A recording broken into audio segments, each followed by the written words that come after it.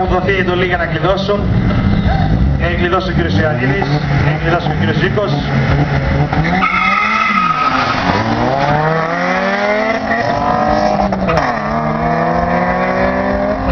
2-2 με 2-5 στα 18. 9-8 με 13 στα 200. 15-1 με 149 χιλιόμετρα για τον κύριο Ζήκο, 15-3-72 με 158 χιλιόμετρα για τον κύριο Ιωαννίδη.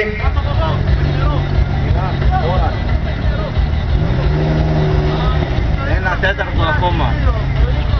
Ένα τέταρτο και τέλος. 15 λεπτά ακόμα για τη λήξη της διοργάνωσης. Όσοι θέλετε να κάνετε περάσματα, να έρθετε τώρα στην εκκίνηση. Επαναλαμβάνω, 15 λεπτά για τη λήξη της διοργάνωσης. Όσοι θέλετε να κάνετε περάσματα, τώρα στην εκκίνηση.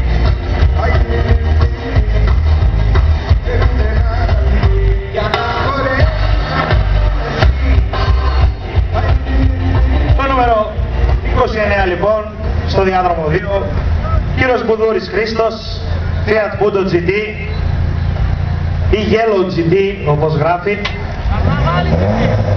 Καρναβάλι GT λέει ο ίδιος ο μηχανικός του.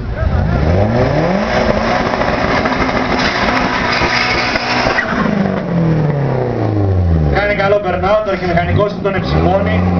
Απ' τη μια τον βρίζει, απ' την άλλη τον εψυχώνει. Αγαπάω, κουμπάρος του θα γίνει. Α, θα γίνει και κουμπάρος. Εντάξει. Μην το πολύ βαράς Fiat, την εσκορπάνε. Θα παντρέψω τη γυναίκα του γι' αυτό. Θα παντρέψεις τη γυναίκα του με άλλο γαμπρό. Έχει κλειδώσει λοιπόν ο κύριος Μπουδούρης.